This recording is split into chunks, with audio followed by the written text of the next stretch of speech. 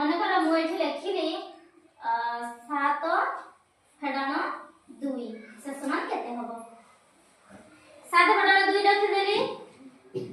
मु कोन करिबी ना ए जो 7 टा अछि एटा हमर रहिबो मझी रे बुझियला ए जो 7 टा अछि एटा हमर ए लाइन की ए लाइन रे रहिबो ना एटा ए मझी रे रहिबो हला ए मझी रे रहिबो किंतु ए जो 2 टा रहिला तमे एपट लाइन नहीं पारो नहले एपट लाइन नहीं पारो